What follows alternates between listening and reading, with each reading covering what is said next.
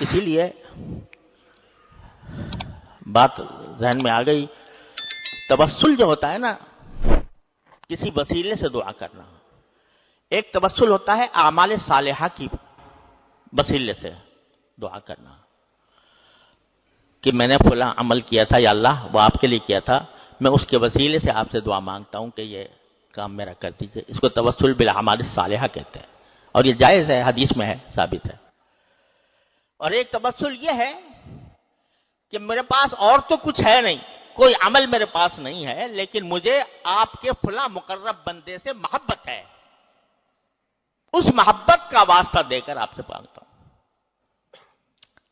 تو دونوں میں سے کون سا افضل ہوا؟ محبت والا.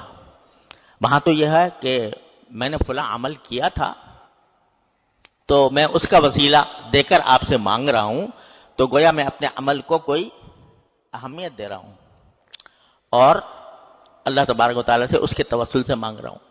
اللہ میں نے جائز تو اس کو بھی کر دیا، ٹھیک ہے چلو اس طرح مانگ لو.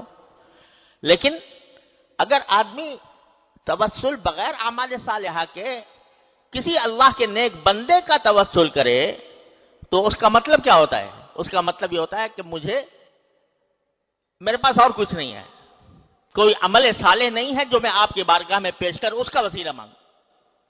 میرے پاس تو اتنا ہے کہ فلاں بزرگ جو آپ کے مقرب بندے ہیں ان کی محبت ہے مجھے حاصل، تو اس محبت کا بس واسطہ دیتا ہوں.